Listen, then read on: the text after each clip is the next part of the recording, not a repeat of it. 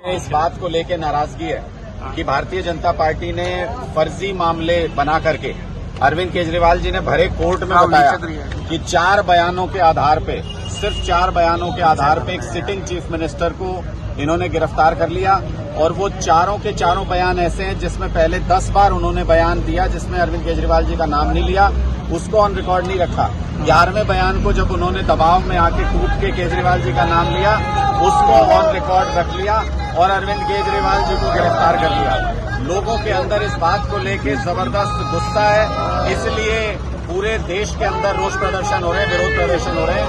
गोहाना में आज होने वाला ये विरोध मार्च, ये मशाल मार्च उसी का एक हिस्सा है। क्या कहना चाहोगे जिस तरह से गिरफ्तारी की है तो उसको विरोध क्या कहना चाहोगे? नहीं, हम तो स्पष्ट तौर पे ये कहते हैं कि ये पीएमएलए एक्ट में ये कहते हैं प्रोसीड ऑफ क्राइम, कि मतलब क्राइम का पैसा कहाँ गया। मैं तो स्पष्ट तौर पे ये कहना चाहता हूँ कि हमने सबूत पेश कर दिए हैं कि इलेक्टोरल बॉन्ड में ये डेटा निकल के आया है कि शराब घोटाले के जो मुख्य अभियुक्त थे, जो ऑरबिंदो फार्मा के शरद चंद्र रेड्डी जो मुख्य अभियुक्त थे, उनकी गिरफ्तारी के 5 दिन बाद 5 करोड़ रुपया बीजेपी के अकाउंट में गया। और कुल मिला के उनकी जमानत जब उन्होंने अप्लाई की तो ईडी ने उसका विरोध नहीं किया, और जब जमानत हो गई तो कुल मिला के 60 करोड़ रुपया शराब के इस शराब घोटाले के मुख्य अभियुक्त ने भारतीय जनता पार्टी के अकाउंट में दिया है। तो ये क्राइम का पैसा, प्रोसीड ऑफ क्राइम तो भारतीय जनता पार्टी के अकाउंट में जा रहा है, जिससे वो 5 स्टार जगह जगह पे अपने दफ्तर बना रहे हैं। हमारा ये कहना है कि नड्डा साहब की जांच कब करोगे, मोदी जी को सम्मान कब दोगे, कब अमित शाह जी को गिरफ्तार करोगे, तो चुप्पी साध जाती है ईडी भी, सीबीआई भी, सारी एजेंसी। लेकिन ईडी तो कह रही है कि गोवा चुनाव में 100 करोड़ रुपए का जो है चंदा दिया गया है आप पार्टी द्वारा वहाँ तो पे। भारतीय जनता पार्टी के एजेंट है ईडी, तो वो तो कहेंगे ही। हम ये कह रहे हैं आज तक इतने 250 से ज्यादा रेड किए हैं इन्होंने हमारे नेताओं पे। सत्येंद्र जैन अंदर है, मनीष सिसोदिया अंदर है, संजय सिंह अंदर है, अब अरविंद केजरीवाल जी की गिरफ्त में। उसके बावजूद आज तक हमारे किसी नेता के यहाँ से चवन्नी भी बरामद नहीं कर पाए, चवन्नी भी। और हम 60 करोड़ रुपए का सबूत दे रहे हैं कि भारतीय जनता पार्टी के अकाउंट में गया है। तो जनता खुद समझती है कि कौन घोटालेबाज है, कौन भ्रष्टाचारी है और कौन ईमानदार है। हम तो ये भी कहते हैं कि आज भी हमने ये मामला सामने रखा है। ईडी ने कोर्ट के अंदर ये कहा कि केजरीवाल जी अपने मोबाइल का पासवर्ड नहीं दे रहे। भाई, मोबाइल का पासवर्ड क्यों चाहिए केजरीवाल जी का? जब क्राइम हुआ, जिस घोटाले की बात कर रहे हैं, वो घोटाले की बात तो 2 साल पहले की है। भाई नीचे कर लिया। उस वक्त जो फोन इस्तेमाल करते थे, ईडी ने खुद कहा कि वो फोन अब अरविंद केजरीवाल जी के पास नहीं है। 2-3 महीने पहले से जो फोन इस्तेमाल कर रहे हैं उसका पासवर्ड क्यों चाहिए?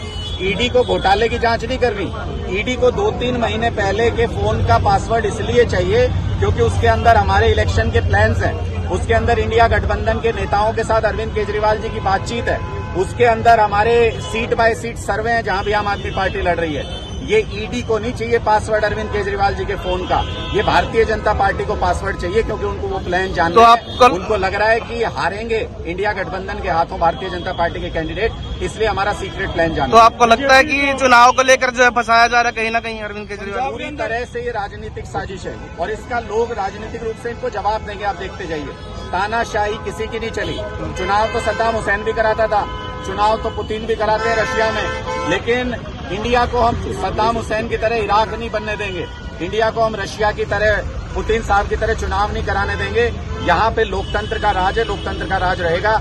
जो भी तानाशाही लाना चाहेगा लोग उसको उखाड़ फेंकेंगे। आपके एक सांसद ने जो है बीजेपी ज्वाइन की है, उनकी किस्मत में नहीं होगा सत्ता में आकर के वापस संसद में जाना।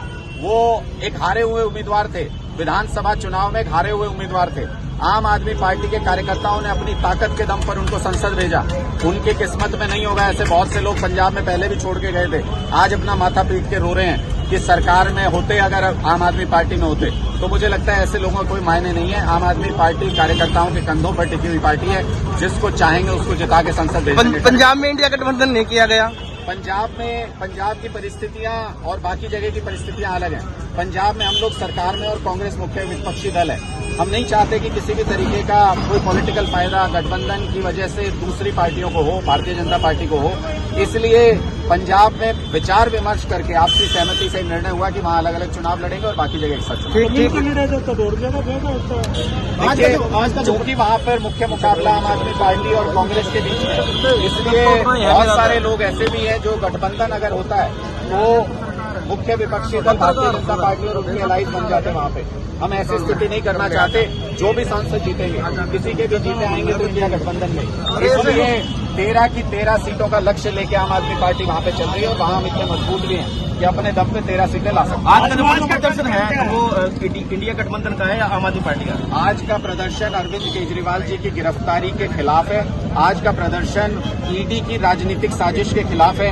आज का प्रदर्शन भारतीय जनता पार्टी के उस डर के खिलाफ है जो वो आम आदमी पार्टी और इंडिया गठबंधन से डर रहे हैं। सभी आमंत्रित हैं, बहुत सारे सामाजिक कार्यकर्ता भी यहाँ पर हैं, बहुत सारे आम आदमी पार्टी के कार्यकर्ता भी यहाँ पर हैं। इस तरीके के जो भी कार्यक्रम होते हैं उसमें सभी लोग आमंत्रित हैं। जो भी विरोध जताना चाहते हैं वो सब आ सकते हैं। आम आदमी पार्टी कांग्रेस के साथ गठबंधन किए हुए, जबकि सबसे पहले आम आदमी पार्टी ने तो कांग्रेस पर ही भ्रष्टाचार का आरोप लगाया। बहुत से लोग ये सवाल पूछते हैं कि आप तो कांग्रेस पे कई सारे सवाल खड़े करते थे, कई मुद्दों के ऊपर उनके ऊपर सवाल खड़े करते थे, फिर ये गठबंधन क्यों?